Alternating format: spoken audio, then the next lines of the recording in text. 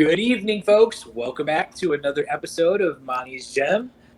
We're super excited because tonight we have another special guest, which we haven't had in quite some time. So I know all of you people have been getting bored of me and Jake blabbing back and forth. This will be an opportunity for you to experience a new perspective on life and a female perspective. So a lot of our guests have been men. We've only had our second female guest on the show.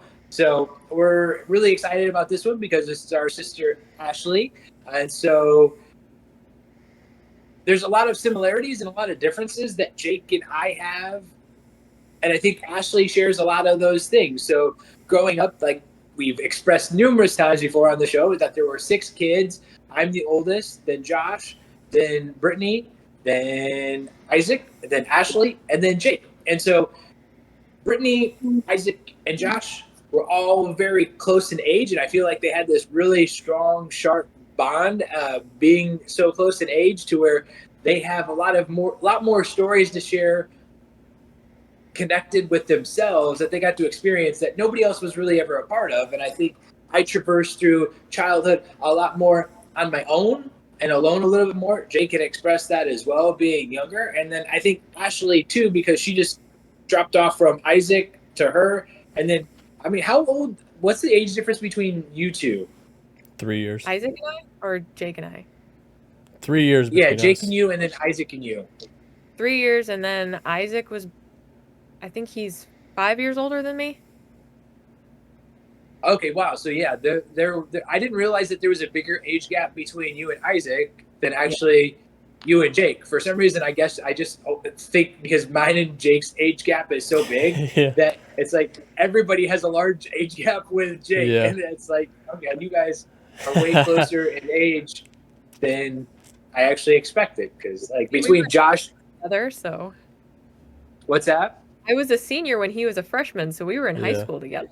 But yeah, no, that's true. I guess those three, though, that there was like 1 year, 2 years, and that was it. They were like super close together. So I think some of the things that we wanted to go in on this podcast with you, Ashley, is maybe I think you had some stories that you wanted to share. So I think one of the people, when I look at influential role models that you had, our grandpa was a pretty influential role model in your life. I mean, would you agree with that? Or when you think about role models, who would you say are your role model? I mean, grandpa for sure, my number one, and dad would be like right after that. Okay. And so when you think about that, what attributes or traits would you say that grandpa had that you just really appreciated? Or what would you say made him that role model figure in your life? Grandpa was very comforting. I don't know. He just I spent a lot of time with him and whatever he did. So we did our book club and we figured the 5 love languages, and acts of service I think is mine, and I think that goes all the way back to grandpa. Like he used to make me food all of the time and was always doing things with me. He was taking me shopping. Grandpa was waiting on me hand and foot. One of my favorite things about grandpa is all the food that he made. It might not have been that great, but it's nostalgic for me. And food was a big part of our relationship, I think. So when you go back to that 5 love languages book, do you think acts of service was grandpa's love language, or what would you have said? I think so. I mean, he was he just made food for everybody all the time and was always just doing stuff for people. I mean, he was, I don't know, going to the baseball games. I don't know if that's an act of service. It kind of is, but yeah, I feel like that's how he showed his affection. So something that I think is really unique about that generation, and I think Grandpa Abbs and then Grandma Shipsy, I don't know, do you guys remember Grandma Shipsy as much? Or I don't think you do, right, Jake? Not really. I remember her very little. Okay, it was that generation, it's really interesting, and I don't know if maybe that was something that just developed over time as they got older, that they were just more generous and giving, to where it seemed like they were very self-sacrificing. They didn't really want anything for themselves. They never really spent that much time like saying about their needs and their wants. Because as we look at society now, it seems like everybody's just focused on me. It's like, well, this is what I want, and when this doesn't feel good, now I'm pissed off. And for them, it was just more of an expression of like loving everybody. And maybe that was just me receiving that because I was a grandkid, and that's the normal grandparent figure thing to do, and that's what it is. So maybe I just had a different perspective of what was actual reality. But that, I think that was the thing with Grandpa. Like, I think as I grow up, like I grew up very judgmental, and I don't really think like what you're sharing. Like, now that I think of it, Grandpa wasn't really super judgmental. Like, he could go out to a grocery store and like pretty much talk to anybody, and I never really heard him speak harshly of anybody, to tell you the truth. Like, unless it was like a pool customer who really pissed him off or something like that, you're like, oh, I don't like that lady, or but other than that, it was never really speaking negatively about other people. And I really think I appreciated that both about Grandpa and Grandma, and that Reminds me, do you remember like the calendars that they used to make for the business? Do you remember those calendars? It had like the house on the cover, and anyway, I just remember him going to like fast food restaurants and giving them to like the employees that worked there. I remember going through fast food and he just like hand out a calendar. Or like when he was in the nursing home, he was like trying to give tips to like the nurses there. He'd like pay them.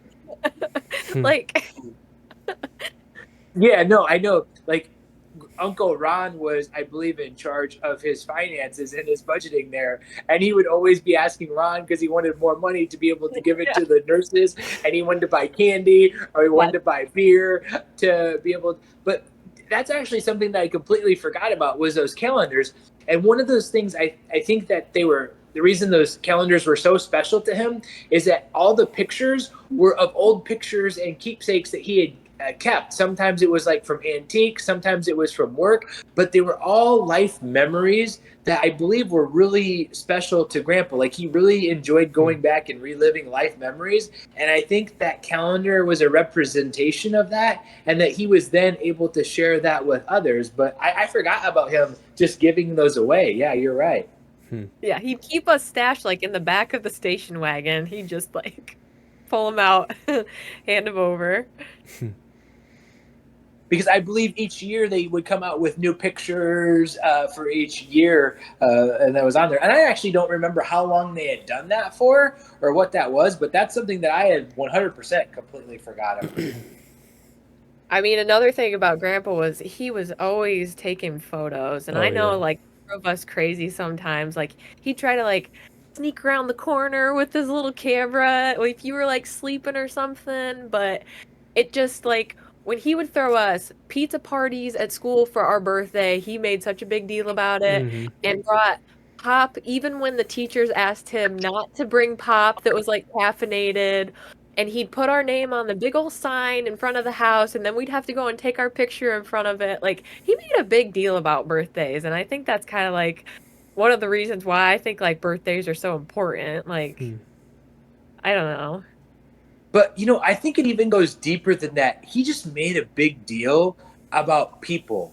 Like, he really loved in a very unique way, and how he expressed, like, I don't know for you guys, like for baseball games in Little League. So Grandma and Grandpa were quite ticked off that they sponsored a Little League baseball team, A&K, and they asked for me to be on that team. And for some reason, the Little League organization did put me on the team.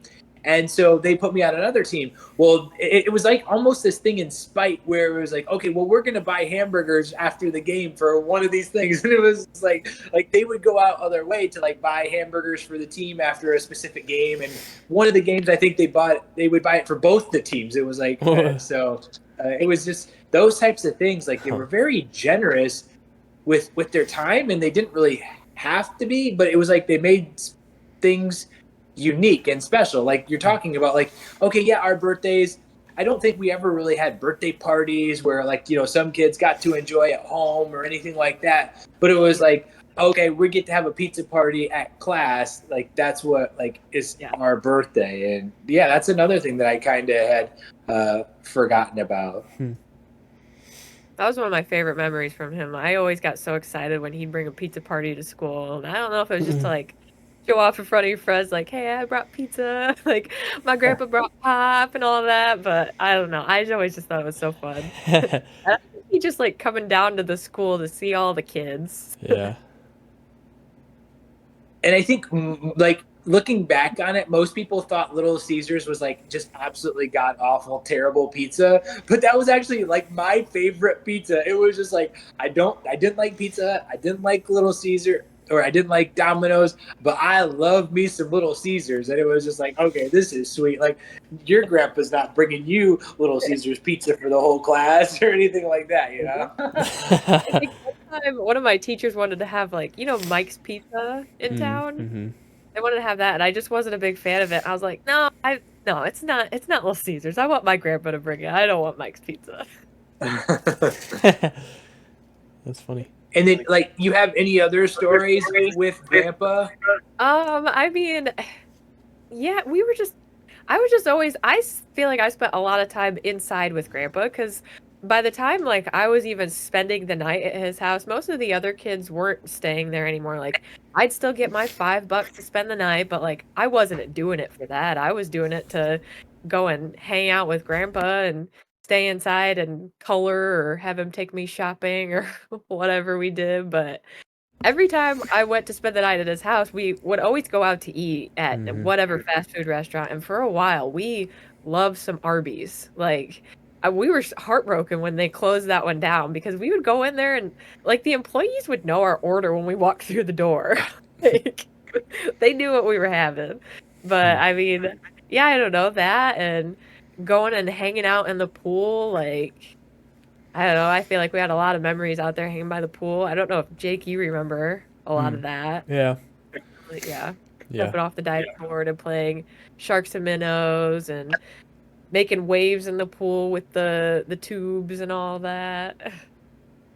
So, what age do you put this at? Like, how old were you when you were spending the night at Grandpa's? 'Cause I guess I don't really remember that. So, I'm wondering if I was in like college or trying to figure out like where I was. You had to have been.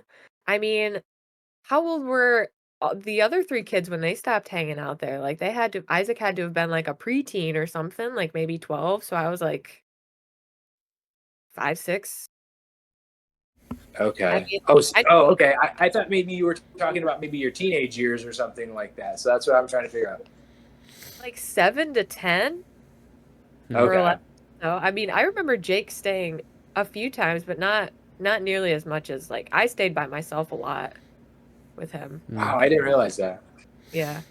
Yeah, I remember I stayed out there. I remember staying out there with you and Grandpa a couple times, but I feel like I stayed out there by myself quite a bit too. Okay. And I remember one of the main draws for going to Grandpa's house was he had the Nintendo 64 at his house, and I would just play Nintendo 64 in the back room, and he would bring me as much food as I wanted. And it was like in the morning, I knew there was going to be breakfast. He was going to bring me toast with tons of butter on it, and I loved it. And that was like one of the main draws for going over there. Or what about the candy drawer that was full of everybody's favorite candy? Yeah. Oh my gosh. Yeah.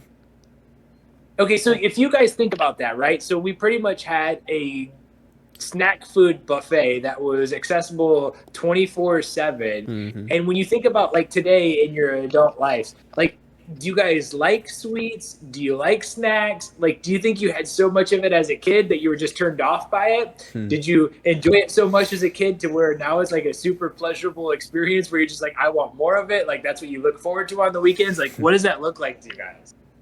Like, I love, like, sugary sweet candy. If that is in the house, like, I will keep eating it, and I will have to, like, restock. So, like, I have to keep that out of the house because it, like, makes me break out in acne. So I have to stay away from sugar candy. But chips are my weakness. Like, I can eat, like, half a bag of chips and have no worries about it.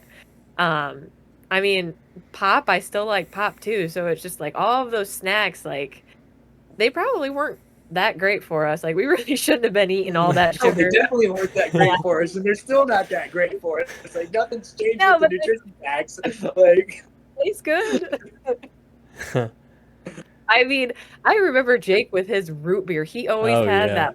that little clear bottle with the yellow top with his root beer on Yeah. it. Yeah. You don't remember wait, that? this is a personal cup that you're talking about, or it's a Yeah. specific brand? No, it's this specific cup. It was like Jake's cup. It was like a little clear. I think it had like a straw in the lid. Yeah. Yeah, it was like one of those like I don't know if it was like a little twisty straw in the lid, but No, it was like that's one of what those. It was like one of those straws that had like all the ripples in it in the middle, and then you could like pull it up and down, and yeah, it was oh, just. But yeah, always had I feel like I like candy. I don't necessarily love candy. I mean, I'll eat it every once in a while if like I'm really craving it, but I don't. And like yeah, we just don't keep snack food in the house because snacking is just I don't know. Snacking if I'm bored and I start snacking, I don't stop snacking and it's like I would get fat very fast by get just carried away. yeah. That's why we don't have snack food or candy or anything in the house because I would eat it. Yeah.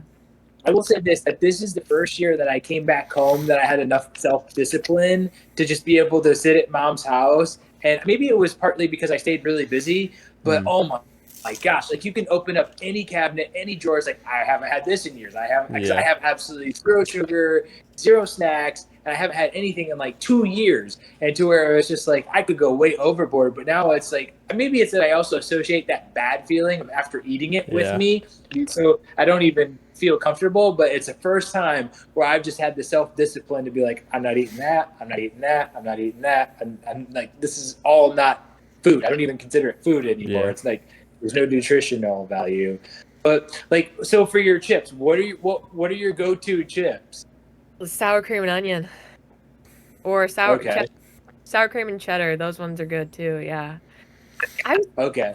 thinking too. So you know how Grandpa had those big box of Lay's chips? Like, didn't he have like a Lay's truck deliver those or something? Like, why am I remembering that? Yeah, so there used to be this vending machine truck that would drive around delivering snacks for like local businesses and stuff. And I think he could get a deal if he would buy the big 24 pack of the smaller chips. But I mean, that's where like mom and dad never really bought a variety of different chips, but that's where like you got to try so many different things. And I think that's one of the things in my adult life where I enjoy trying new foods so much is because it was always a really cool experience to like open up a bag of chips that you'd like never tried before. Like I remember like cheese puffs, Cheetos, Doritos, Funyuns, barbecue Lays, like the rippled chips, which mom and dad never really liked, so we never really got to get those. And then the little corn chips, and then there were spicy corn chips, and there was barbecue flavored corn chips, and there were hot fries. He would get those hot fries, and like there were so many different things that I got to try. It was like it's really cool to be able to experience something new for the first time, and like it's crunchy, the texture, and it's this. And I don't know. That was something I really enjoyed. Did you ever put them on a sandwich, like in between two pieces of bread and butter? I think I put I would put the regular Lay's chips on like a turkey sandwich with mayonnaise and mustard just because it would like add some crunch to it. So I like that. But the stuff that you guys talk about, no, I never did that. I mean, Isaac and Brittany used to do it, so I was like, you know what? I'm gonna try it one time, and it was actually pretty good. So Yeah. I also liked the my favorite snack that Grandpa made me was the cheese sandwiches, between two pieces of bread with the crust cut off with butter and the sliced cheese. He wouldn't even. It's like a uncooked grilled cheese, but Yeah.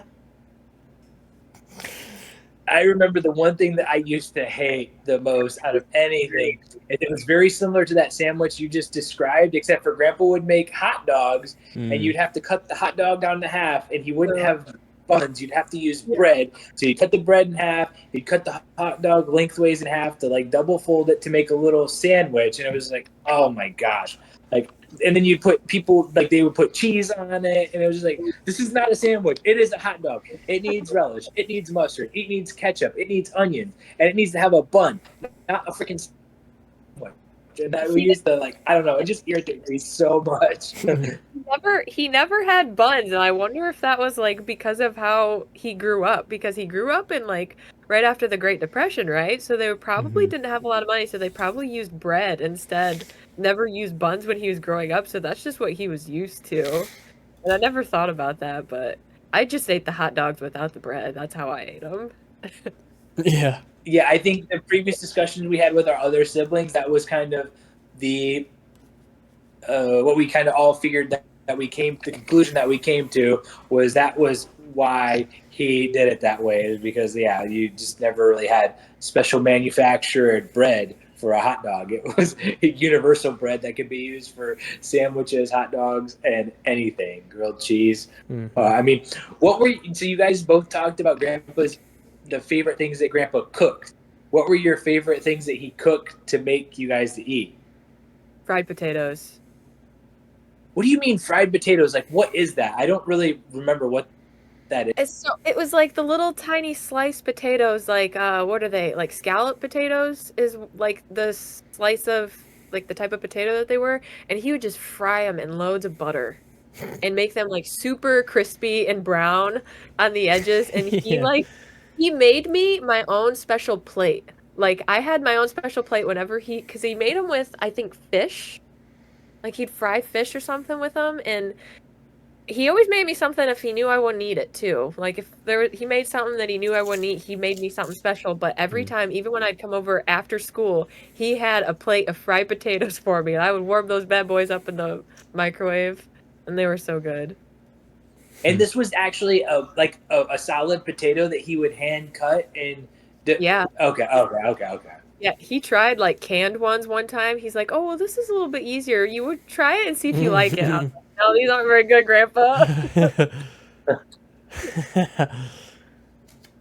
So he's like, "Okay, well, I'll go back to making your potatoes." Huh. What about you, Jake? Did you have any go-tos? No, I don't think so. The main thing I remember was I just really liked eating toast. In the mornings, he wouldn't make me like eggs or anything. He would just make me, dude. I remember he would make me like 10 pieces of toast. Like I would eat the shit out of toast. Yeah, in like one day. With butter, with jam, with jelly, with what? Just butter, just a bunch of butter, and then I would wait for it to get a little bit soft almost, and then I would just eat it. He would just make me so much toast. He'd probably come in and get you, be like, "All right, do you need anything else?" Yeah. Yeah. That was the one thing. I always remember having eggs over there. Those were probably because he would make it, and he'd ask how I want it, and I want to make it dunkable, and then so I would get the toast with the jam, and I'd probably get like I think it was like 2 or 3 pieces of toast, and then cut it in triangles. So then you had 6 to 8 pieces of the triangles to be able to dunk into the 3 or 4 eggs or whatever. Yeah. Well, you guys talked about the candy drawer. Like, are there any favorite candies that you guys still have from childhood, or what were some of your favorite candies? I like the Sour Punch straws. Really sugary things, yeah. Those was there a specific flavor you liked? The blue ones? The red, I think it was probably strawberry or blue. Yeah, blue raspberry was good too. I remembered the green ones. I thought that the green ones were like sour apple or something like that. I think I thought those were like the best. Those ones were pretty good too. You have any other stories with Grandpa? Yeah, I'm trying to think. I mean, were there any funny stories that you had where he did something, whether with a pool customer or at home, where he laughed, or with the dogs or anything like that? I sure do, but I can't think of anything specific right now. I mean, I could tell you like the point of view of when Isaac set the field on fire. Like Jake and I were there for that. We were inside, and I remember Grandpa like freaking out, and I think that Jake and I even had to like I think he told us to like get out of the house. Like I don't know where if he thought like if it was like coming towards the house or what, but I remember like walking outside or something. Huh. I was pretty young still, so I don't really remember it all that much. But man, he did do funny stuff. I just can't think of it right now. So I- this weren't like Uncle Ron and Dad working when Isaac set it on fire, or was this a different time? This is the firework one when he set Uh, the firework. Because we were all out there, and Mom and Dad weren't there for some reason. But yeah, this is the one where he said the guy threw it out of the window or whatever, supposedly. And it was actually him. Yeah. I mean, I remember Grandpa used to take us putt-putt all the time. I remember going for sure Yeah. with Jake. I think the other kids went with us sometimes too, but I remember doing that. Or he'd take us to the barber shop with him, I think, too. Yeah, I do remember that. And we'd get like those little Laffy Taffy things. They weren't very good. Yeah. The little candy machine there. Yeah. I don't He know would why. take you guys with him while he got his haircut. Yeah. Yeah. Yeah. Probably because he was babysitting us while Mom and Dad worked. So he's just like, all right, I'll Yeah. take the kids with me to get my haircut. We just sit there and do nothing. We just Yeah. talk amongst ourselves or play or whatever. But yeah. Yeah. I do forgot about that. remember one last story at Grandpa's was I remember, so this reminded me a couple months ago, Emily cut her hair. And that reminded me that I had cut Jake's hair one time at Grandpa's house. Do you remember that?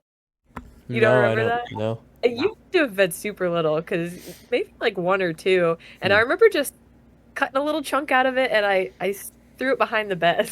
Oh. I don't remember getting in trouble or anything, but I remember Mom and Dad finding it and being like, Oh. "There's hair behind the bed." I probably saw your hair was Oh. cut, but No, I don't remember that at all. I remember doing that. Yeah. Yeah, that's the thing. Like Ashley would do something, and nobody would ever think that she actually did it because she never did anything. So if she did do something, it would just be like, "Oh, there's just mysteriously hair behind this bed. Who knows how it got here? But it couldn't have been Ashley or anything like that. It's probably Isaac or Yeah. something." I mean, they probably had more to worry about with Isaac, though. Anyway, but Yeah. Oh yeah, That's true. 100%. Okay, so what about like growing up?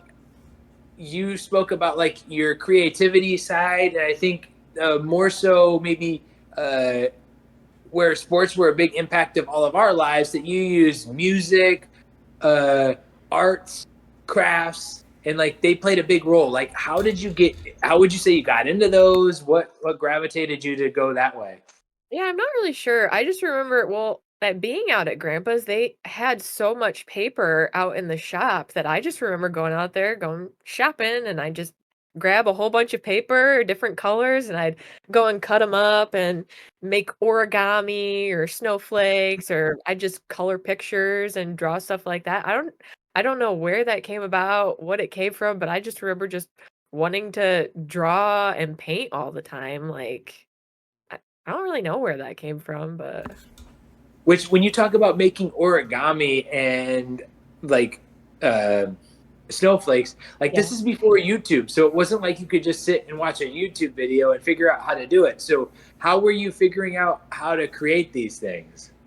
The snowflakes, I don't remember how I learned how to do those. They were like the ones that you'd cut and staple together, and like you could make huge giant snowflakes out of it. Like you'd cut a bunch of different pieces of paper and put them together. I don't know if I had learned that from school. For sure, the origami, like the swans.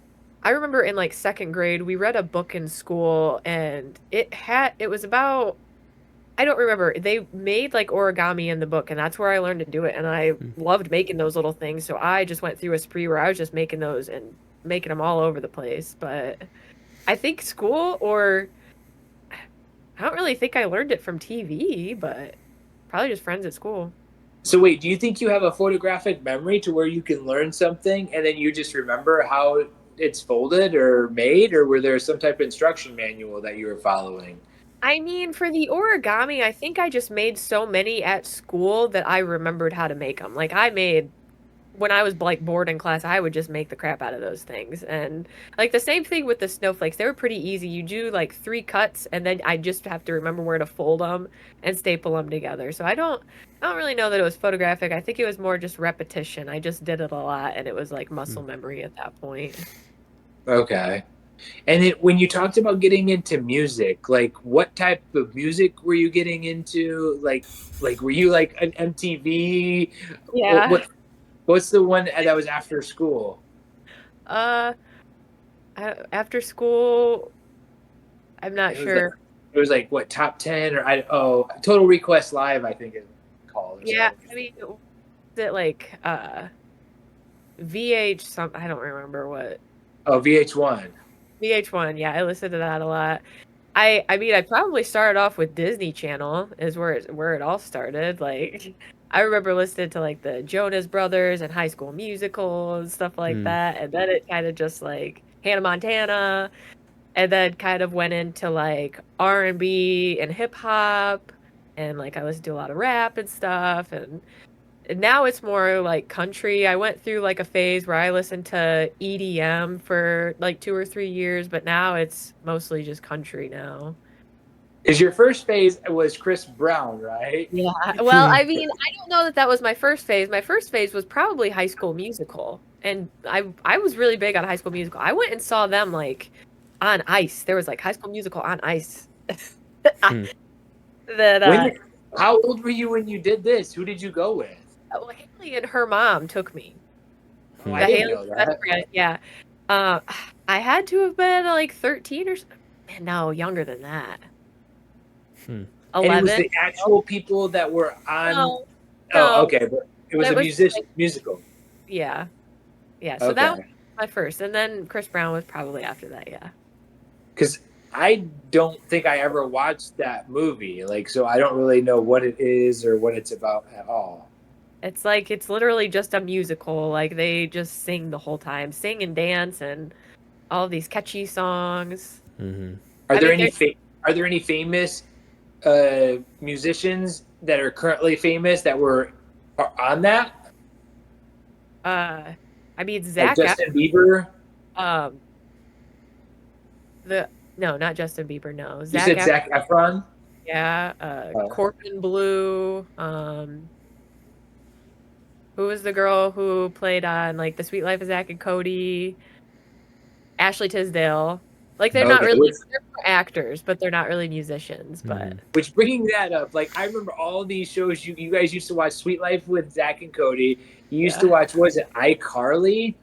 Yeah, Jake and I watched that. I remember. Yeah. Yeah. What other shows? There were like there was that one Britney Spears's daughter or sister.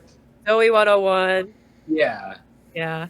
There was the one girl that Selena Gomez. Wizards of Waverly Place. Yeah. Yeah. Hannah Montana. You could catch Josh watching that every once in a while. Yeah. Yeah. And then there was like George Lopez. Didn't you guys watch that show? Oh yeah, that would always wake you up in the middle of the night. Yeah. Have that, Jake, when you sleep with Yeah. You wake up to the George Lopez theme song, and they're bouncing on the trampoline, and it's such a, I don't know why, it's such like a negative memory in my mind. I don't either, but yeah, that was because you'd wake you up out of a dead sleep, like scare the crap out. Wait, is that theme song? Isn't it like the Low Rider? So, yeah, something like that. It is? Okay, yeah. For some reason, which is like, if you think about it now, that's like the most derogatory song that you could have for like the Spanish, like yeah, for Disney, like culturally.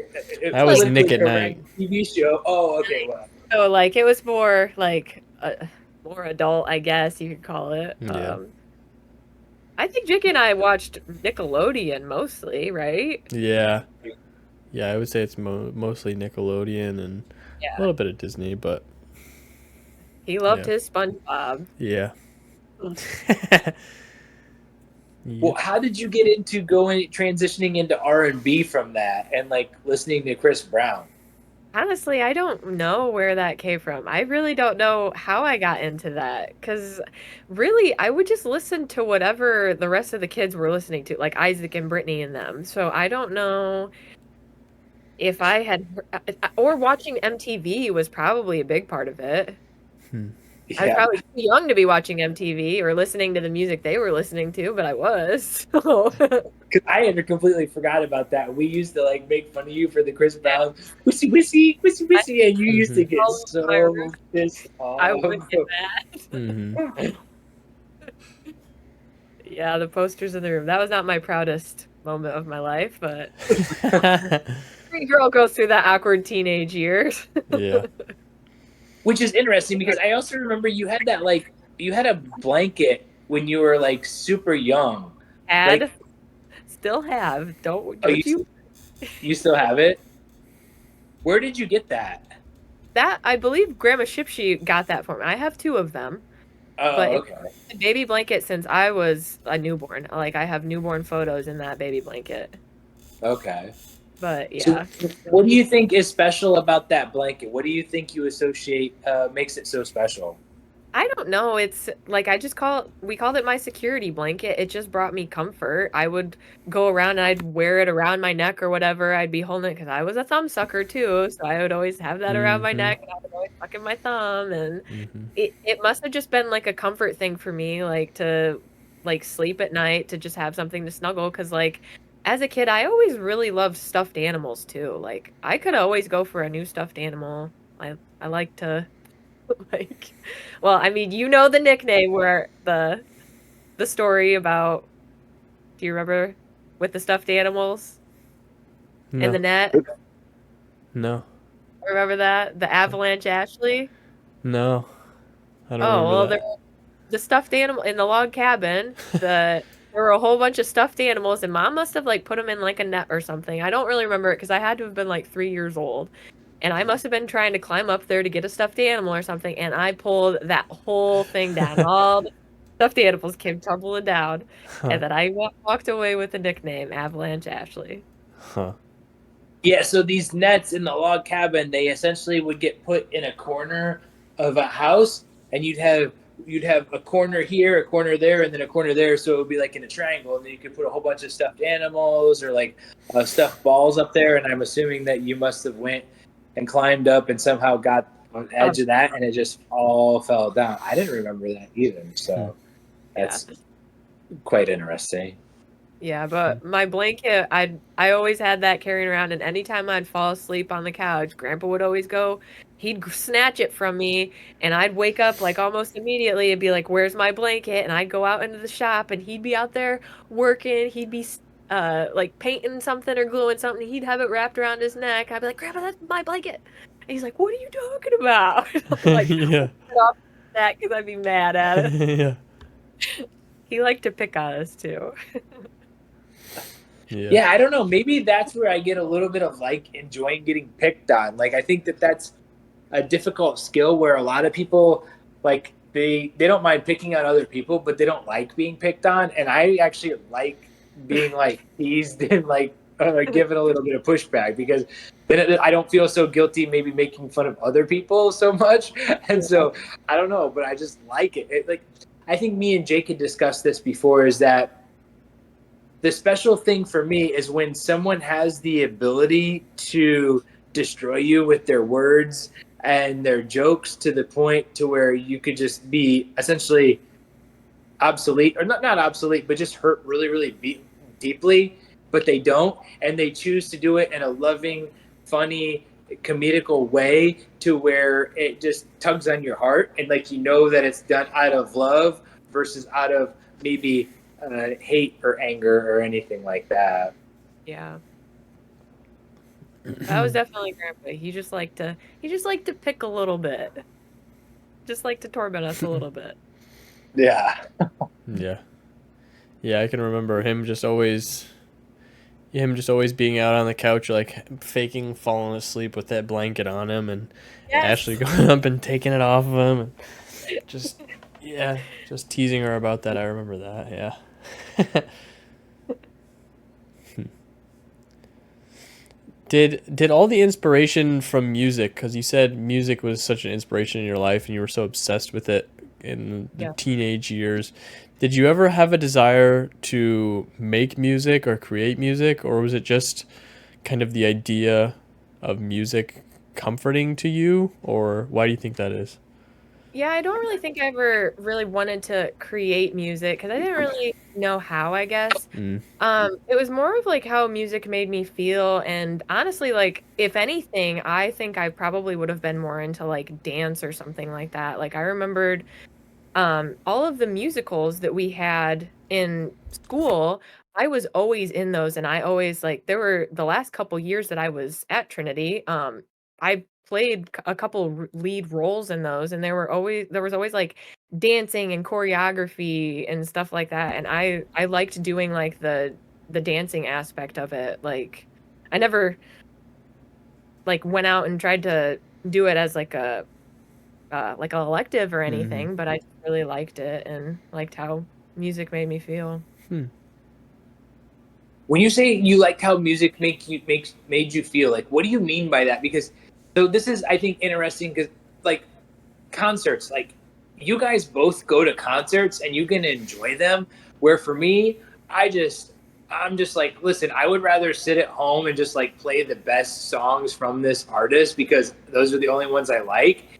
And I don't like all the songs. And so it's like there's something with this experience that you guys both like gravitate to that just like I don't know, I don't connect with it at all.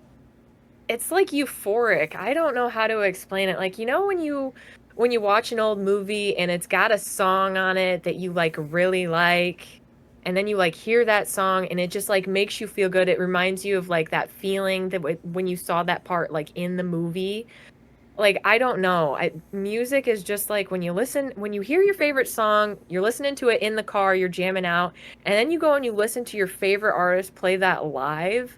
It is just like a crazy feeling. And I guess I don't know how to explain it. Maybe Jake, you can explain a little bit better because I know you're really into music too, but I don't know how to explain that feeling.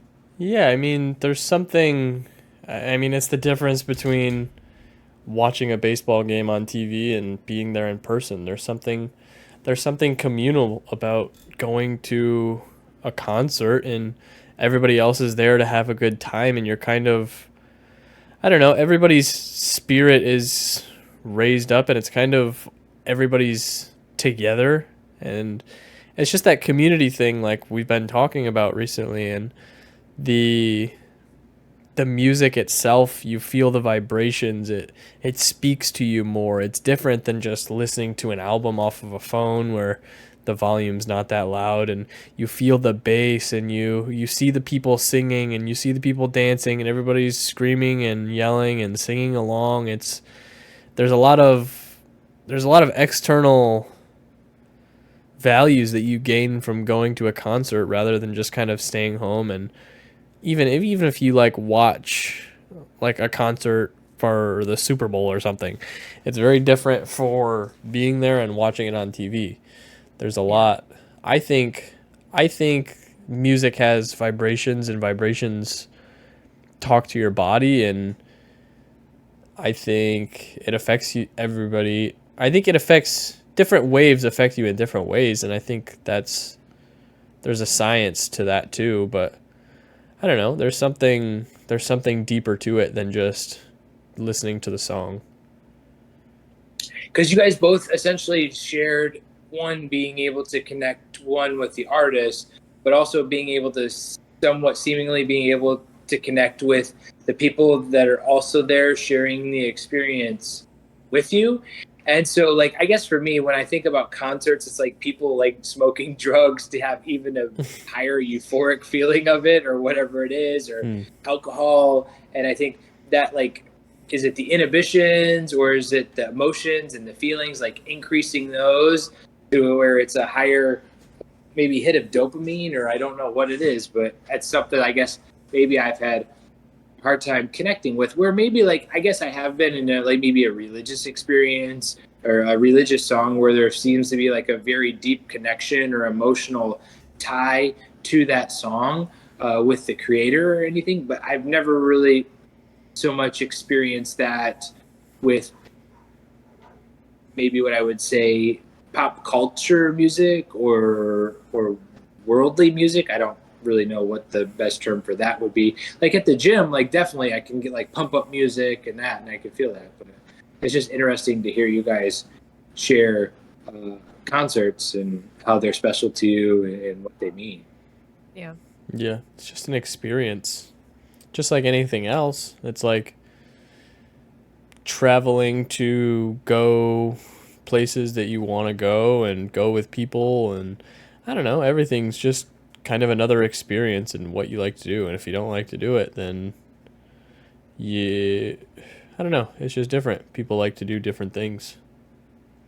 Yeah, and I think that's a barrier of mine that I'm trying to break down is that logical belief system. It's like, okay, it's going to take 3 hours to go to the concert, and I'm going to be at the concert for 2 hours, and so I'm wasting 6 hours to get there and back. And so it's like I'm pissing myself off those 6 hours, the 3 hours there, the 3 hours back, and it's just like, well, that was stupid. Why would I go do something like that?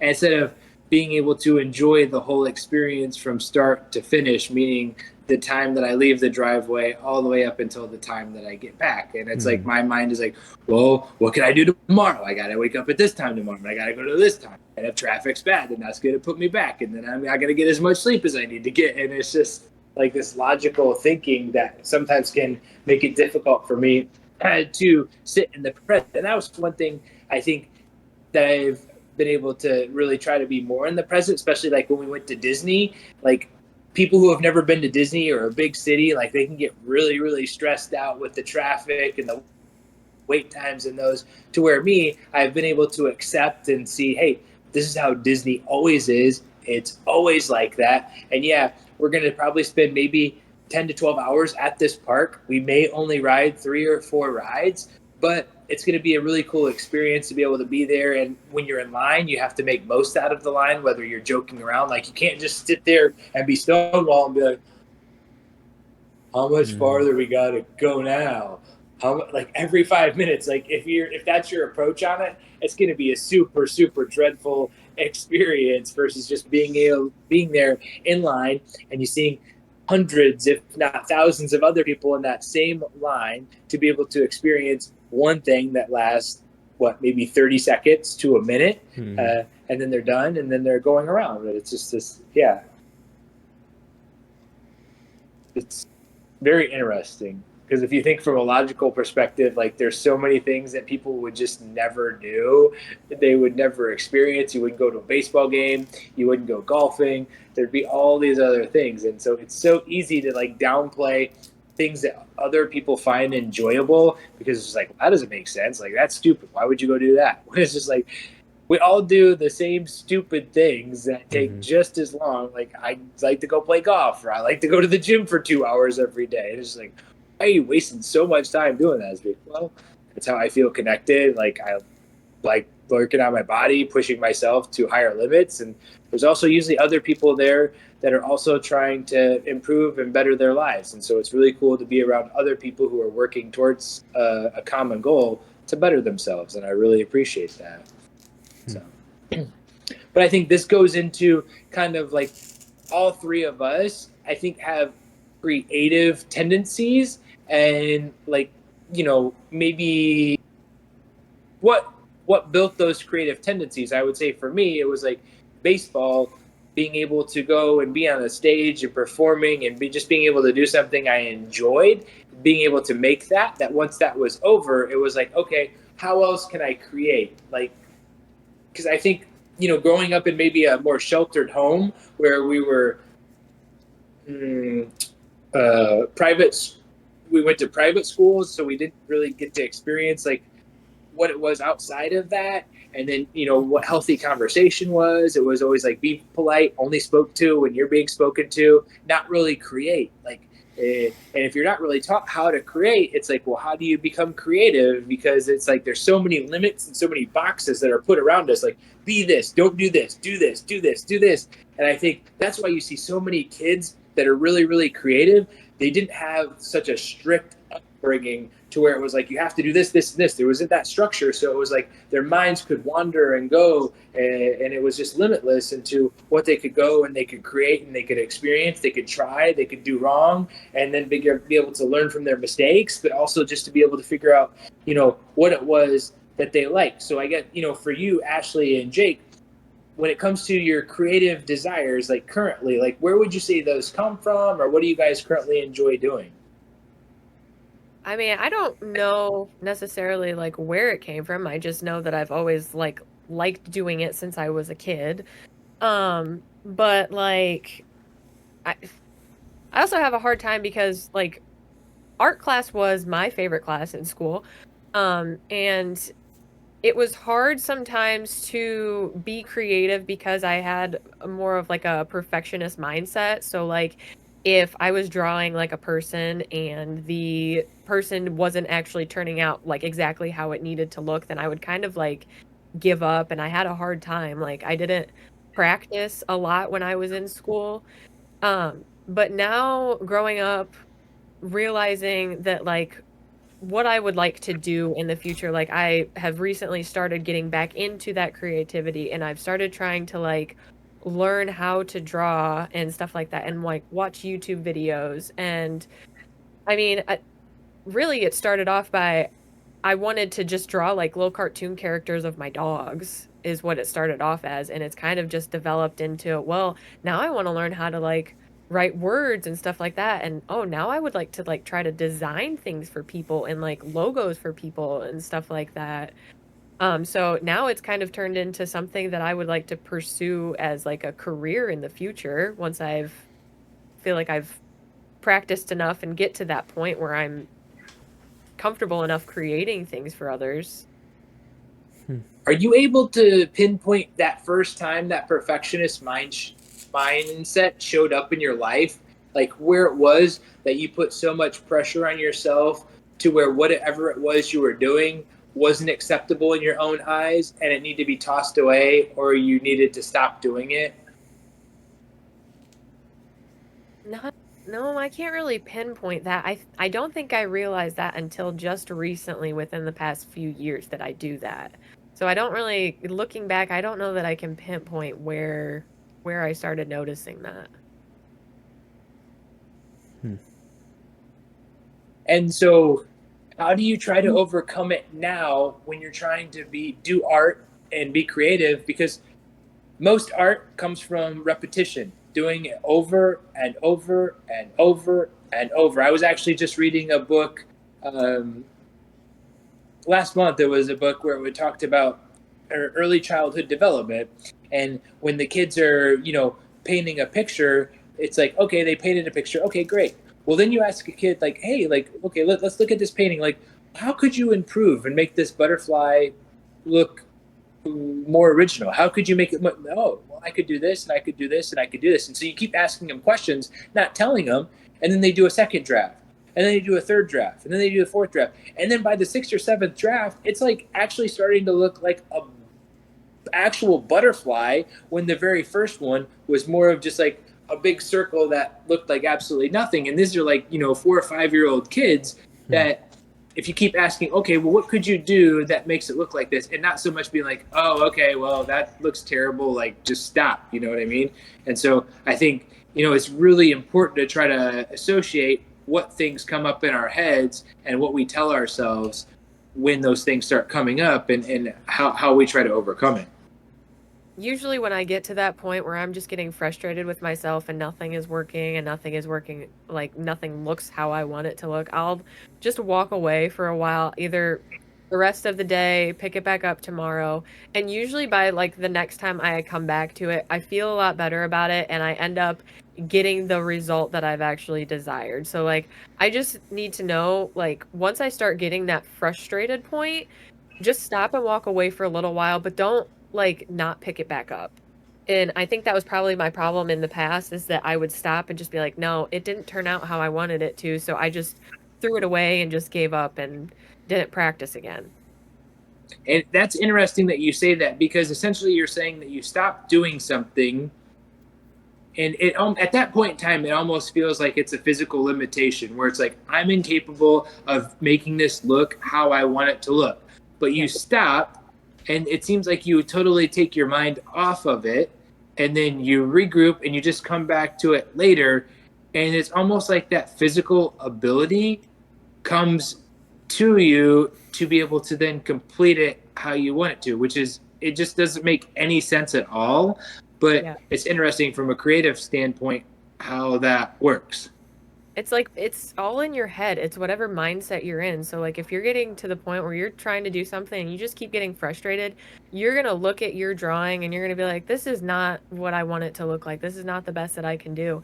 And even when you come back tomorrow and it's that exact same drawing, you can still come out with the result that you want because you had that clear head and you're no longer telling yourself, I can't do this. This doesn't look right. You're telling yourself, you know, I can do this. And if it doesn't turn out exactly how I want it to look, then I'll just do it again.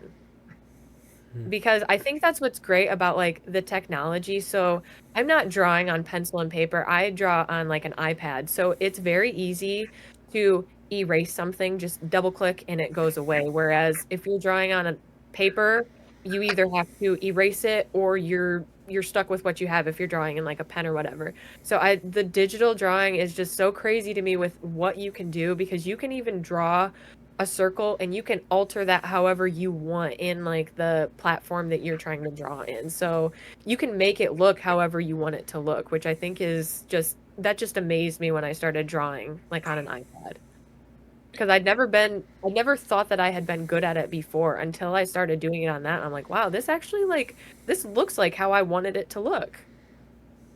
And it's not only that you have to erase it when it comes to a physical print, it's that you have to erase it well. Because if you don't erase it well, or you drew too hard or pressed too much, it's going to be very difficult to erase it completely to where there's no sight of the mistakes or the outlines or the drawings that you put on there.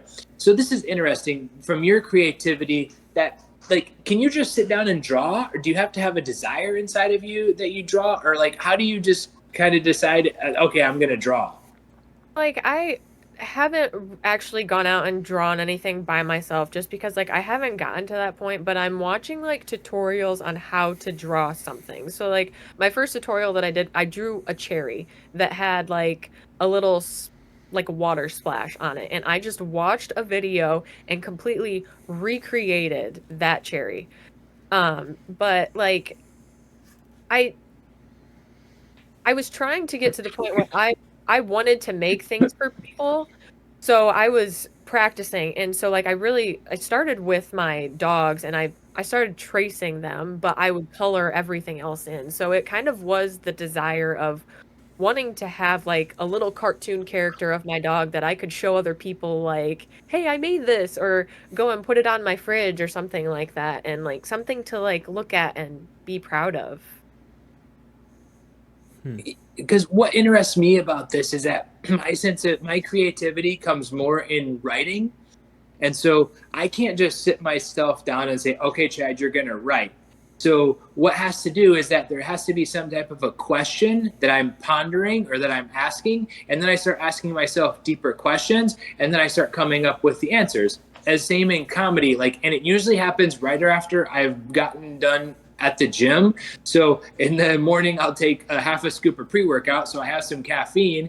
And so like after the gym, like I've just went and I've been, pushing my body to a limit, but my brain is still high functioning with that caffeine still in it. And that's where I start asking myself all these questions, or going through like these series of events. Like last week I was writing comedy. Think I talked to you, Ashley, about getting one of those little robot Roomba sweepers and stuff like that. And then I started, thinking about it deeper. It's like, well, my house isn't really that dirty. Like, why don't I just hire a cleaner? It's like, well, I don't want to hire a cleaner because like, what if I'm dirtier than I think I am? And like that cleaner thinks that I'm like super dirty. And then she goes and like tells all of her cleaner friends, and they sit around in this circle on Thursday nights, and they just joke around about that one Chad guy whose house is really, really dirty, and he asked me to come clean it. So it's like, oh, okay, well now, you know what? I should probably clean my house a little bit before I go hire a cleaner. It's like, well, what the hell am I going to clean my house for? And then I'm going to pay somebody to clean it. So why would I even do that? It's like, damn it, I should just clean the damn house myself.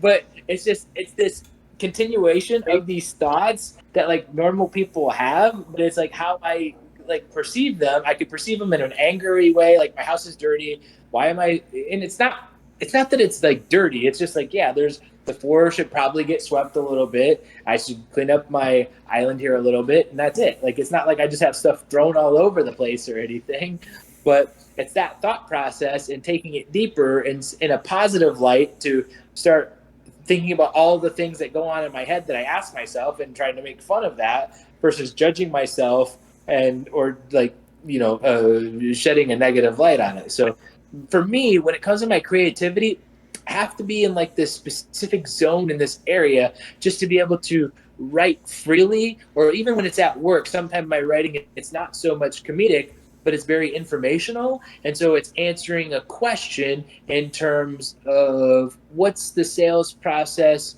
that I want my leasing agents to go through after a tour. What questions do I want to make sure that they've answered? And then going step by step by step, writing down the thing, and then going into greater detail and writing that way. But it's not like I can just think, okay, I remember when I had the clothing line and when I had like social media, each day I was like, okay, I have to write a post today. And I was like, oh my gosh, well, what type of post should I write? And then I was like trying to force myself. And that was just so like backbreaking to where it wasn't enjoyable at all, to where it was like, oh, I have to come up with something for the people. And it was just like, oh, like that was terrible. I didn't like that at all.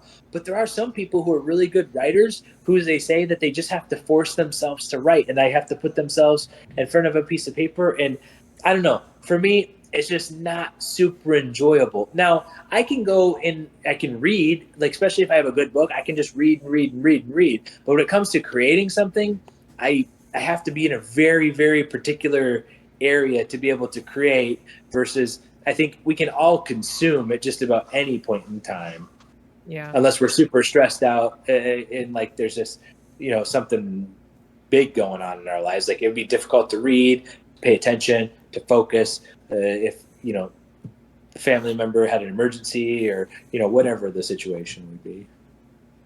Yeah, I definitely have to be in the right headspace. And because there was a period of time where I was trying to draw like every day, just because I just kept wanting to get better. And it got to the point where some days I'd be like, I don't really feel like drawing, but I want to get better. So I feel like I kind of have to keep doing it. But I was like, you know what? If I'm not feeling like doing it, then I'm probably not going to enjoy what I'm drawing, or I'm not going to like how it looks. So it's like I just need to like take a break sometimes. Sometimes I just like push myself a little bit too much, and it's just like you need that break, or you're just going to push yourself out of it and you won't enjoy it anymore.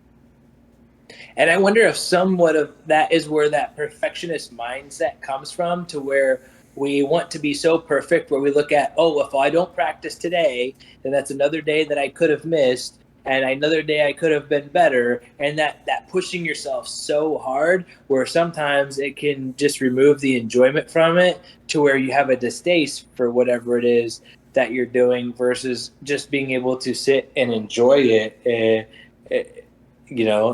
have be something special. Yeah, I agree with Yeah, I mean, with you, I think for me with drawing, it got to that point too where I was kind of trying to get better.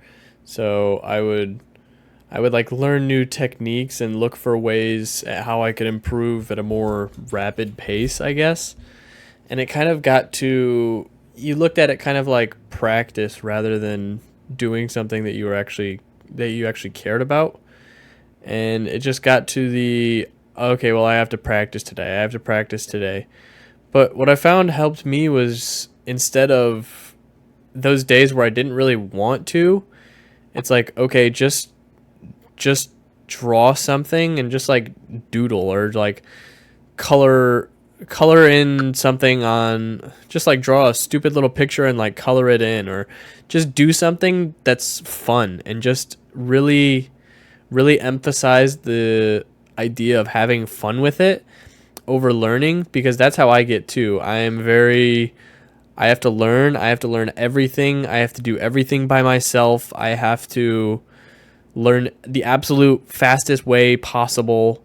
and there's no time for anything else. And I guess my advice for, I don't know, if it helps you, is just to, I don't know, just screw around and have fun with it, because from that stems, oh, this kind of looks like an elephant. I want to draw an elephant, and that kind of brings you back into it. At how do I make a good elephant, and it turns fun again. Whereas if you just keep doing that practice, for me at least, it kind of kills the drive and the fun, and that's kind of the whole point of me doing it, was just to have fun. So I just needed to just doodle and do stupid stuff and just really emphasize on that. Good advice. Which, for me, like, the gym has never felt like that, where it's overwhelming and I don't want to go. I think sometimes it just has to be with, there's a lot of people. Like, I will say, when I was back home and I went to the gym and there was like nobody there, I'm just like, oh, dude, like, this is not fun at all. Like, I'm just here by myself, just looking at my big old muscles in the mirror and just me. Mm-hmm. No, but I think also with sports, like, I don't know, I never really felt like golf practice was like hard or difficult or not enjoyable, or baseball. It was always like, maybe because it was a game, or maybe it was because there was stuff going on. Now, obviously there were times where I wasn't hitting the ball very well and it was just like, man, this is terrible, but I was always able to somehow maybe grind through it. Whereas I've heard of people who, like, were professional baseball players, or they were, in the minor league system or something, and they're just like so glad that it's over. And I'm like, man, what are you so glad? They're like, oh, practice, I don't have to practice anymore. And it's like, yeah, but like, now you have to get a real job. Like, do you realize like how much easier baseball practice was than like sitting in an office for 9-10 hours a day, and like just being there? Like, I don't know, for me it can be just so boring, and sometimes I'm just like, oh my gosh, like every single aspect of that practice you could be joking around or laughing or smiling or making the most of it, and the amount of effort that you actually had to put into catching a ball or hitting was like seconds on the minute. Like, it's just like, what? Like, how that wasn't hard. Like, it took like no effort at all. And so what it makes me wonder is like, how much less effort do we put into our actual jobs if we didn't like what we were passionate about doing that much? It's just like, oh my gosh, like, that's really not good. So, maybe it's about not forcing ourselves when there is something we're passionate about, but also making sure that we actually have a true passion about the thing we're doing, and that's not just an offshoot of somebody else's goals or dreams for us, and that we're just trying to relive those, or do things for people pleasing type pleasures. So I think it comes down to the point of, anytime you're passionate about something and you're trying to be creative, it's important to really ask yourself questions, which I guess it's all aspects of life, right? Whether you're struggling, whether you're enjoying life, whether you're pursuing a new goal, always just trying to have deep conversations with yourself. I think sometimes that can include being gracious and kind to yourself, but also asking those deeper questions. Why am I doing this? Why am I trying to force myself to draw right now, today? Is it because I'm enjoying it? Is it because I need to get something done? Is it because I think that I'm going to get better by doing this? Is it because I'm trying to anger myself? Like, what is the point? And the avenue that I'm currently taking, what is it doing to my personal mental health? Or I guess those are the same thing, but what's going on in that thought process? Yeah. The idea of doing something you're passionate about is because you're passionate about it, not just because it's something to just check off your list for the day. It's you want to do it because you actually care about it, not because you should be doing it in your own eyes. And I think going into having something that you're passionate about, Ashley, is, I think you have expressed that you're passionate about having a family. And so for you, you got a big day coming up here in October. You're going to be getting married. So as you go from singledom to now being in a relationship to now being engaged, like what is your thought process? Walk us through that. Like walk us through the maybe some of the unknowns or the feelings that you've been like just carrying, and like I don't know, like is there fear, is there excitement, like what is there? I mean, it's mostly excitement. We've been together for 10 years, so I feel like the last like we moved into our current house in 2020, so I feel like for the past 5 we've essentially like kind of been married in a sense, maybe not like so much the money aspect of it. But like I'm looking forward to being married. I don't We were talking about this the other day, and I don't know if it's gonna feel like anything has like changed after we're married. Because I mean, once we start having kids, definitely like everything changes after at that point. But I mean, that's what I'm most looking forward to. I guess I don't really know. I don't really feel like anxious or anything about any of it. I don't know. Because with I guess dad passing away, like this is a lot of stuff for you guys to like plan all on your own, right? So like Yeah. you and Nick are like trying to figure out all this out, funding it all on your own. Like I'd have to assume that aspects of that have been somewhat overwhelming and a little bit stressful, and like this is what I guess I'm trying to get at, like for a girl who is getting married, it's a very special day, but it's also something that you want everybody else who's coming there to be able to experience and enjoy. And it's like, so how do you make this day special for you, but also you make it special for the people who are wanting to be part of it without just stressing yourself out to the point to where it's just like this is too much. Yeah, I mean, we've gotten to that point a few times. I've spiraled a little bit. But I've literally started planning like as soon as we got engaged in June of last year. So, I mean, yeah, we are putting out most of the money. We have had a little bit of help, but we're planning it mainly ourselves. Um, but I don't know. I know that like social media is kind of there's a lot of pressure behind it and behind like a wedding and everything that you're supposed to have for it. And I mean, I don't know, I've enjoyed doing it, um, but there is a lot that goes into it, and I'm trying to just, like I'm trying to make sure that, like, everything is inclusive, like, I'm trying to think, "Okay, we've been going over our music playlist," which has been probably one of the most stressful things that we've had to go through because I had, like, 10 hours of music on that, and that's a little bit too much for a reception. So, we're trying to go through it and kind of just like think of, okay, well, we're going to have like this dynamic of people there. What type of music do we think they're going to like? And we've been going through all of that and trying to determine like, okay, well, this is a good dance song. This will get people out on the floor. So there has been a lot of that, like, oh, what are things that we could do to make people enjoy this? Like what when it comes down to like the food and like the decorations and how to like get people involved, how to get people out on the dance floor. So like we've thought of like props that we can add to get people out there.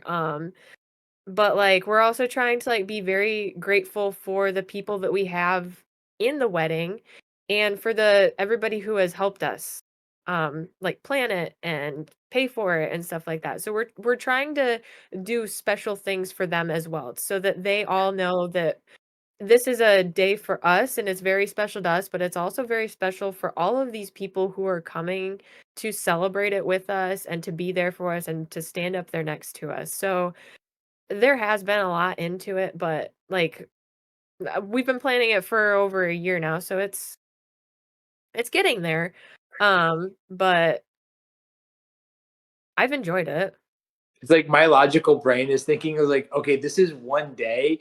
And if you calculate all the hours that have been spent preparing for this one day, it's like probably weeks, if not months of days. It's like, oh my gosh, you plan for all this stuff for one day to be able to experience it, like, and it's like any vacation, right? Like vacations take a lot of prep time, planning. It's all that, it's all the steps, it's all the practice, I guess, that goes into being able to get there on game day and then performing. It's like, oh, I put all the work into that to be able to do that. I guess When you think about like your wedding day, what would you say is the goal of the wedding day? Because it seems like you have a little bit different perspective of a wedding day than maybe most people, where most people are about like, this is my day. I want to be able to get maybe not so much the attention, but be able to see this special day for me. It's a commitment to me and my husband.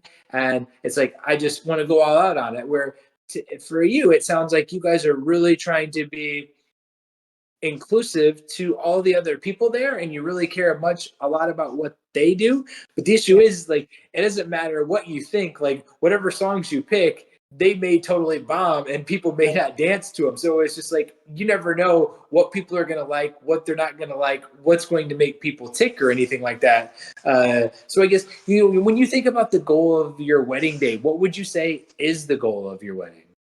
I mean, when I look at my wedding day, like I just see us having fun and celebrating with all of our families because those are the most important people there with us. Like, yeah, the day is about us and we're going to have our vows to each other and everything and we're going to express like how much we love each other, but also it's like it's very important to have all of these people that are showing up for us who are traveling from 2 hours to 12 hours to come and be there with us.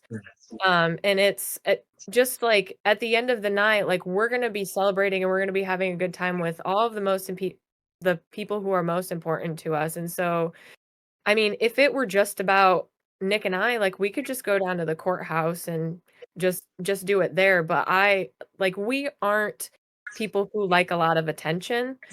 So it's gonna be kinda hard for us to have all that attention on us all day, so that's maybe that's part of the reason why we want it to be as inclusive as possible and have more people involved, so we don't feel like it's so much on us, it's kind of like everybody at the wedding as a whole, like, the ceremony is gonna be all about us, but after that, we want everybody to be all included in part of the reception and everything.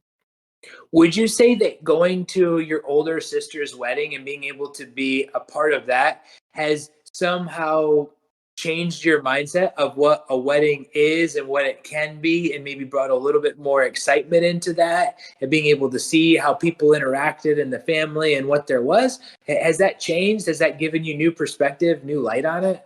Yeah, I think so. I think after Brittany's wedding, like at the reception was my favorite part. Like when we were all out there just dancing, having the time of our lives, like just listening to the music. We were just I that is the thing that I remember the most. And again, going back to like the music, how I'm Jake and I we talked about being super passionate about it. Like having a good dance party with all of your favorite people, like what more could you ask for at the end of the night? Like that's the thing that I like to do the most, listen to music the most, so let's go do it with my favorite people, so, I mean, I think Britney's wedding did have a big part in that for me.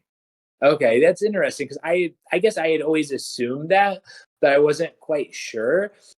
And then when you think about your perspective of marriage and like why you get married, could you shed a little light on like what that looks like, why it's important to you, why it's special to you, like what is it to you?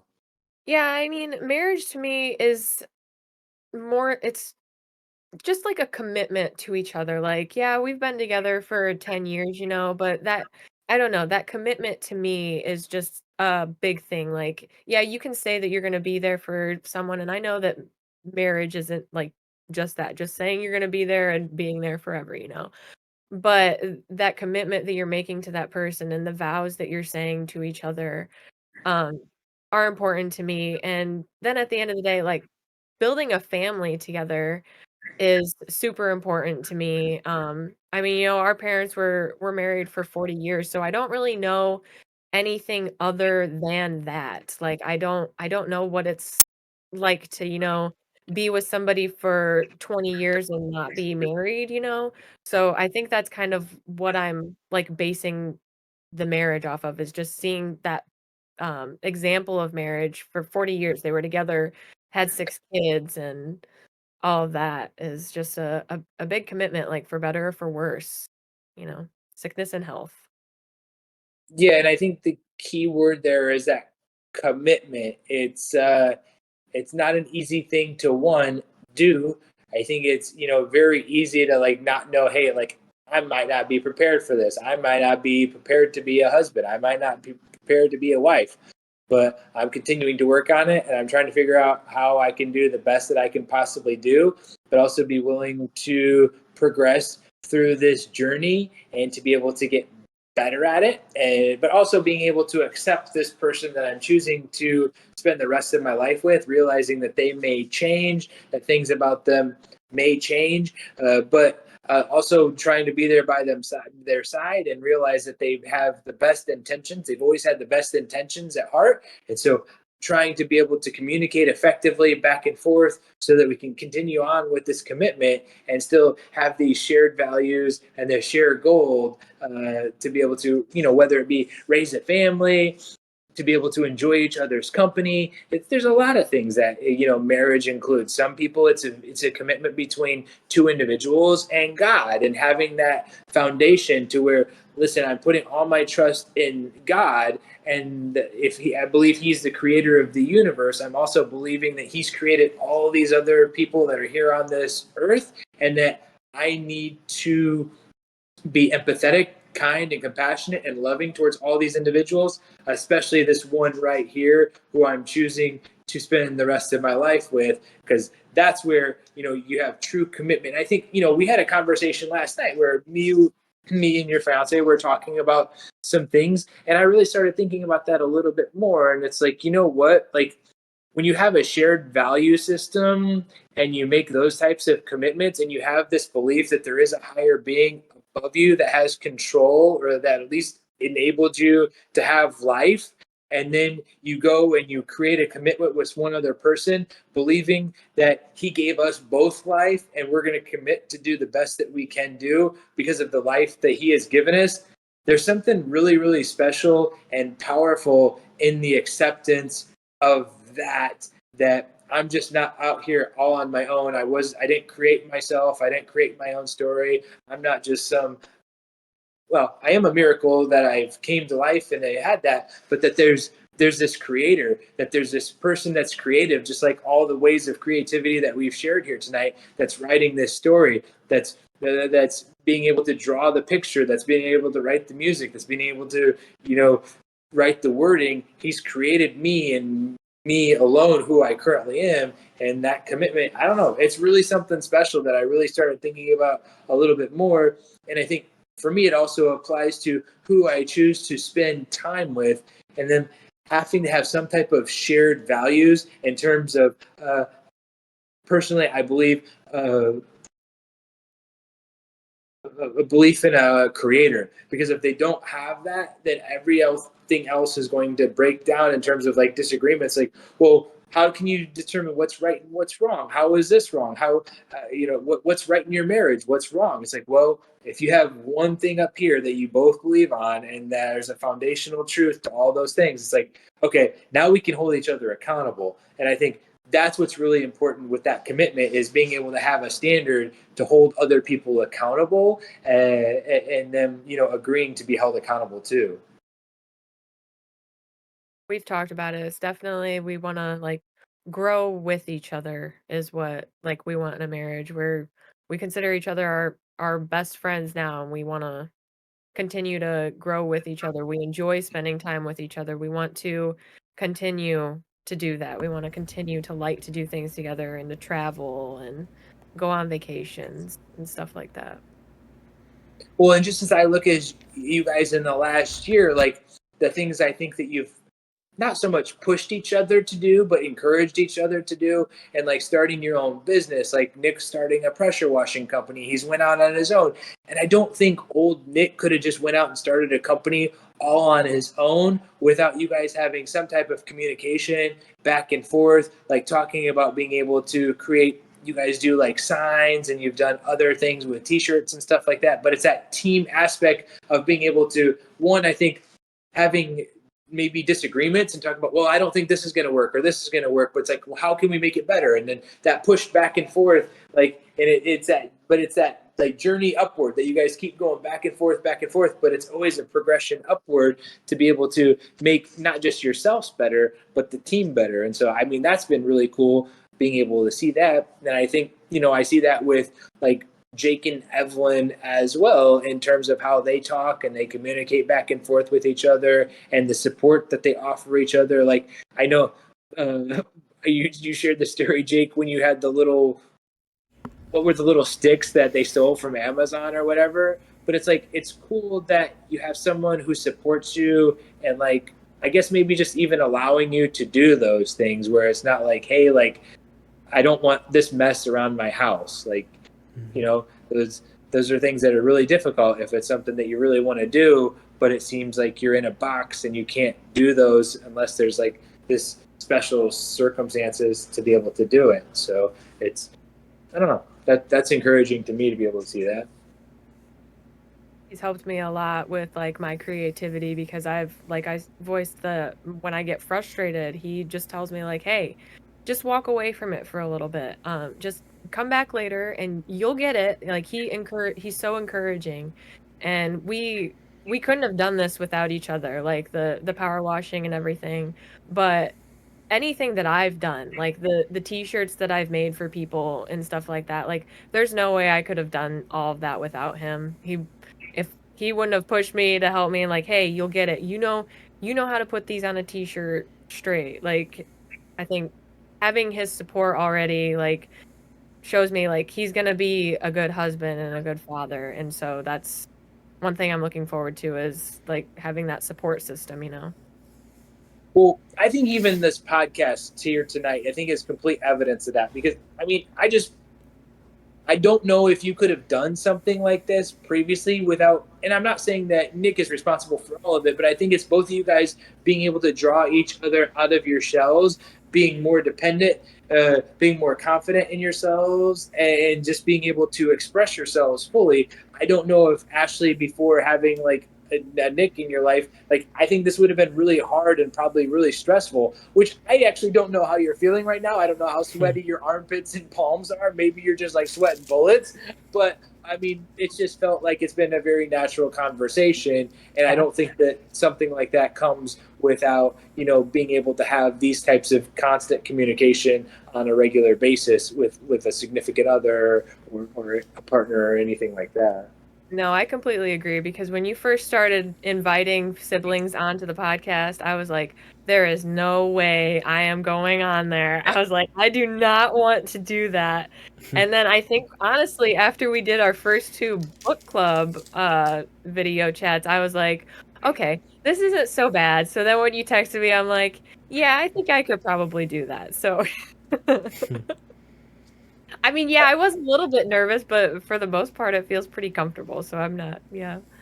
Okay, I was actually going to say that I thought maybe the book club had helped, just being on camera, being able to formulate ideas and opinions that you gather from reading a book, and just being able to articulate your words. Like, you know, that's really all it is. And it also helps if you have 2 people who you know pretty well, you trust, that, you know, they're going to have healthy conversation and they have your best interest at heart. So I think reading has helped my communication a lot. Like, not even just like the self-help books, just reading in general. I think it's helped my communication a lot. And when you say that, are you talking about your vocabulary, or what do you mean by that?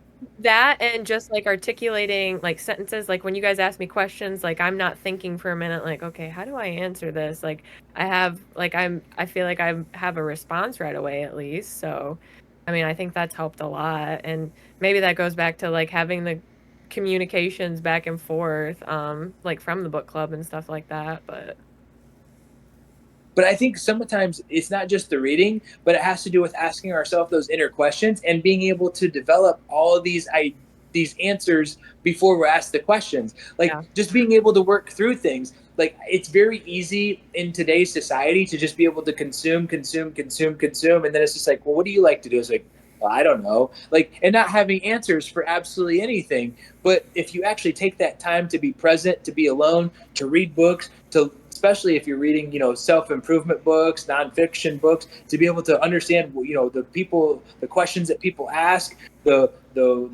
way people propose ideas and stuff. It's like, wow, like, okay, maybe I need to have a little more answer for myself. Like, well, what do I think about this? Like, you ask yourself these questions, maybe silently, and then you inherently develop those answers to where you can then project them when it comes to a podcast or something like this. So. Yeah, no, I definitely have noticed myself doing that a little bit more. And like, I've always been a pretty shy kid.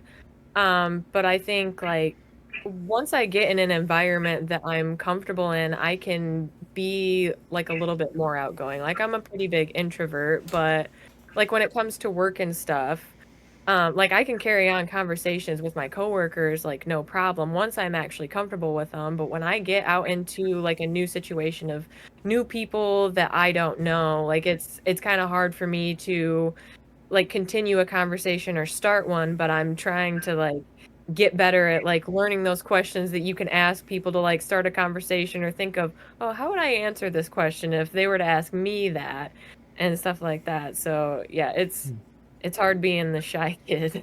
Yeah. Those were really all the things I had to say today, Jake, or ask any questions. You have any final thoughts? You have anything you want to share or ask? No, not necessarily. I know that whenever we have a guest on that new dad, we like to get a story from them, and it was kind of a thing when we started the podcast. We haven't really done it lately, but just to share a memory of dad, because this podcast is paying homage to him and kind of that. So I guess, did you have a story to share? Yeah. So one of my favorite things about dad was that like he was always there, you know. You could pick up the phone and call him and he'd pick up right on like the second ring or whatever and he'd, oh, sweetheart. But like 5 years ago, I had woken up with like really bad vertigo. And I don't know if you know what that is when you like wake up and your eyes are like spinning and the entire room is like spinning. And I woke up and Nick wasn't home. And so like I was trying to get up and like get out of bed and I could not get up and walk. I was like crawling to the bathroom. And I got back in bed and I called dad and I was like, "Hey, like I've got really bad vertigo. Like I don't know what to do. I can't even." He's like, "Well, we'll just try to like get up and drink some water." I'm like, "Dad, I can't even get out of bed to like drink water." And he's like, "Well, I can get in the truck and I can drive to you and I can come and get you some water." And I live 50 minutes away from him. So he was willing to get up in the middle of winter. It was January 2nd, I think, is when that happened. He was going to drive in the middle of winter to come to my house just to bring me some water because I was calling him and I needed help. But that's just, I mean, could he even drive at that point in I time? don't think so. I think he actually said I'll have to have Jake drive me.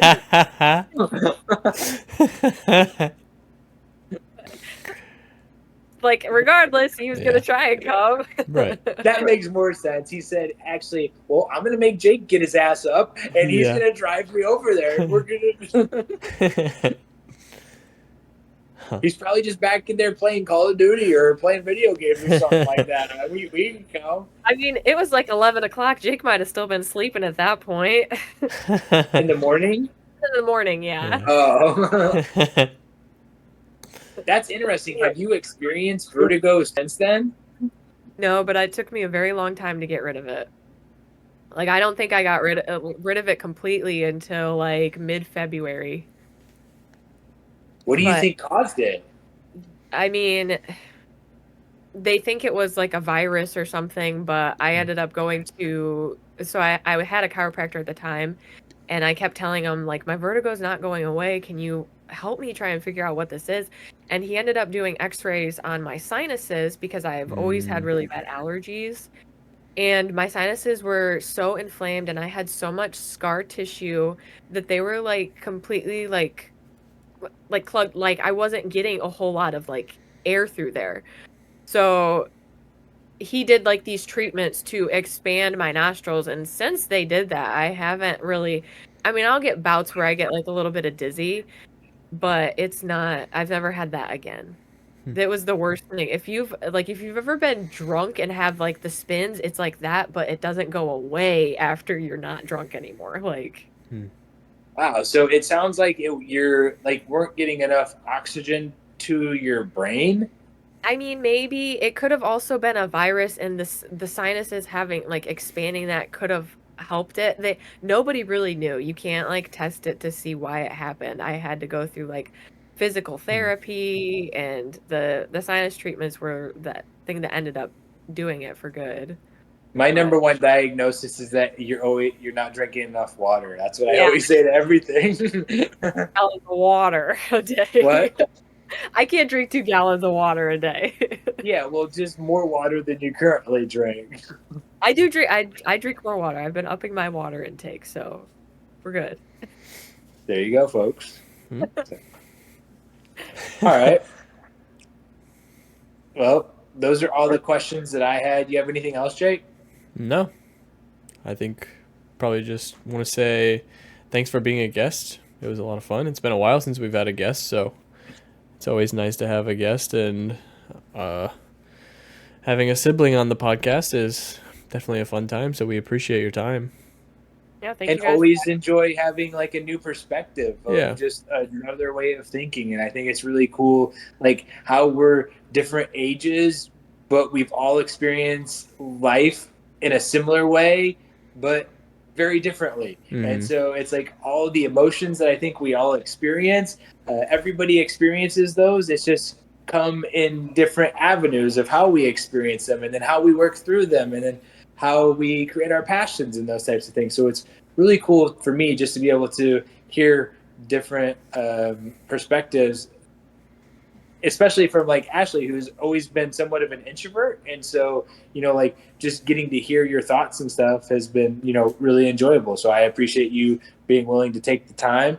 I know you got a job where you wake up super early in the morning. And so you've given up some of your sleep, and that's very special to us. So thank you. Thank you. It was worth it. I've enjoyed being on here. I'm glad you guys are still doing this. I enjoy listening to it. Haven't caught up in a while. I'm a few episodes back, but I really enjoy listening to you two just talk back and forth and laugh with each other. It's my favorite thing to pass time. So I appreciate you guys for continuing to do this so we get to listen to your conversations with each other. Awesome. you. We thank you for sharing Yeah. your appreciation. That actually means a lot, because sometimes I question whether anybody listens to this other than just Jake and hearing my thoughts and my rants, and I go on and on. And so for anybody else out there listening, we appreciate you making us part of your lives and your daily routines, weekly routines, monthly routines, or even if you listen to us once a year. Hey, we appreciate you giving us the opportunity to be part of your life. Thanks, everybody, and we hope you guys have a good night. Yep. See you, everybody.